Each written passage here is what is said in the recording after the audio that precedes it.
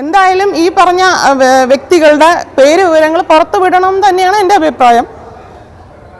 അച്ഛനെ പുറത്താക്കിയ ഒരു വ്യക്തി, അതായത് ഇറങ്ങിപ്പോടോ എന്ന് ആക്രോശിച്ചു അച്ഛൻ്റെ ഏറ്റവും അടുത്ത ഒരു സുഹൃത്ത് ആ കൂട്ടത്തിൽ.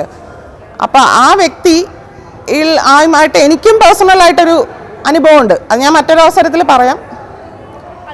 ഞാൻ ചോദിക്കാൻ അങ്ങോട്ട് വരുന്നത് അത് തന്നെയായിരുന്നു. ഈ ഇറങ്ങിപ്പോടോ എന്ന് അച്ഛനോട് ആക്രോശിച്ചത് ഒരു സൂപ്പർ സ്റ്റാർ തന്നെയാണോ?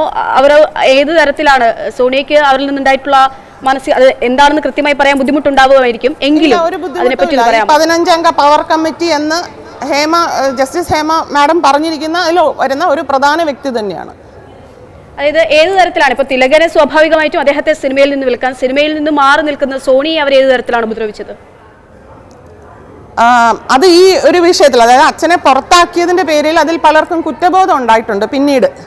അപ്പോൾ അങ്ങനെ ഒരു തരത്തിൽ ഞങ്ങൾ തമ്മിൽ സംസാരിക്കാൻ ഇടവന്ന സമയത്ത് എൻ്റെ അടുത്ത് ചോദിച്ചു, ഇതേപോലെ എനിക്ക് ഒരു കാര്യം സംസാരിക്കാനുണ്ട് മോളോട്, ഒന്ന് എന്നെ നേരിട്ട് കാണാൻ വരുമോ എന്ന് ചോദിച്ചു. അപ്പം ഞാൻ പറഞ്ഞു എന്താണ് വിഷയം, അങ്ങനെ നേരിട്ട് അങ്ങനെയൊക്കെ പോയിട്ടുള്ളൊരു ശീലമില്ലാത്തതുകൊണ്ട് ഞാൻ പറഞ്ഞു നമുക്ക് എന്തെങ്കിലും ഉണ്ടെങ്കിൽ ഫോണിൽ സംസാരിക്കാമല്ലോ എന്ന് പറഞ്ഞപ്പോൾ, അല്ല അത് ഫോണിൽ പറയാൻ പറ്റത്തില്ല, നേരിട്ട് പറയണം എന്ന് പറഞ്ഞു.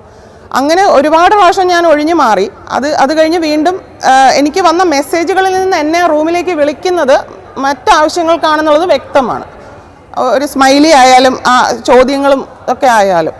അപ്പം ഇത് സിനിമയുമായിട്ട് യാതൊരു ബന്ധമില്ലാത്ത എനിക്ക് ഇത്തരത്തിലൊരു അവസ്ഥ നേരിടേണ്ടി വന്നെന്ന് വെച്ചാൽ അതിനകത്ത് ഇവരുടെയൊക്കെ ഇതിൽ അഭിനയിക്കുന്ന ചെറിയ കുട്ടികളുടെ അവസ്ഥ എന്തായിരിക്കും?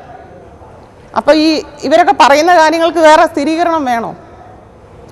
അതായത് ആ കത്ത് നൽകിയതുമായി ബന്ധപ്പെട്ട് വിളിപ്പിക്കുന്നു, ഫോണിൽ വിളിക്കുന്നു, മെസ്സേജുകൾ അയക്കുന്നു. അല്ല, കത്ത് നൽകിയതുമായി ബന്ധപ്പെട്ടല്ല, അത് മറ്റൊരു സമയത്ത് നടന്നതാണ്. അച്ഛൻ്റെ മരണശേഷമാണ് ഞാൻ ഇപ്പോൾ പറഞ്ഞ കാര്യം നടന്നത്. അതായത് ഇവർക്ക് കുറ്റബോധം, പുറത്താക്കിയതിലുണ്ടായ കുറ്റബോധവും അതിനുശേഷം മാപ്പ് പറയാനുള്ള ഇതിലാണ് എന്നുള്ള രീതിയിൽ എന്നെ വിളിക്കുന്നത്. അത് എങ്ങോട്ടേക്കാണ് വിളിച്ചു വരുത്തുന്നത്, എവിടേക്ക് വരണമെന്നാണ് പറയുന്നത്? അത് എനിക്കത് എന്താ പറയുക, ഫുൾ ഡീറ്റെയിൽസ് അങ്ങനെ വെളിപ്പെടുത്തുന്നത് എന്നോട് എനിക്ക് അത്ര താല്പര്യമില്ല അറ്റ് പ്രസൻറ്റ്. അങ്ങനെ ഒരു അവസ്ഥ വേണ്ടി വന്നാൽ ചിലപ്പോൾ ഞാൻ വെളിപ്പെടുത്തും. നടനാണോ ഈ 15-അംഗ പവർ കമ്മിറ്റിയിൽ പെട്ടിട്ടുള്ള ആളാണോ, പവർ ഗ്രൂപ്പിൽ പെട്ടിട്ടുള്ള ആളാണോ? തീർച്ചയായിട്ടും. അവരറിയാതെ ഇവിടെ ഒരു കാര്യവും നടക്കത്തില്ല, ഒരു ഇല അനങ്ങത്തില്ല. അതായത് സിനിമയിൽ നിന്ന് ഇപ്പം നമ്മൾ ഈ സ്ക്രീനിൽ ഇങ്ങനെ കാണിച്ചുകൊണ്ടിരിക്കുന്ന ഒരു കാര്യമുണ്ട്. ഷമി തിലകൻ്റെ പോസ്റ്റാണ്, ചില്ലക്ഷരം കൊണ്ടുപോലും കള്ളം പറയാത്ത അച്ഛൻ എന്നുള്ളത്. തിലകനെ ആ തലത്തിൽ തന്നെയാണ് നമ്മളിപ്പോൾ നോക്കിക്കാണുകയും അദ്ദേഹത്തിനെ ഒരുപക്ഷെ അദ്ദേഹത്തിന് ഏത് തരത്തിൽ നിർവചിക്കണമെന്ന് പോലും നമുക്ക് അദ്ദേഹത്തിൻ്റെ അഭിനയത്തിനെയോ കലാവൈഭവത്തെ പറ്റി പറയാനാകുന്നില്ല.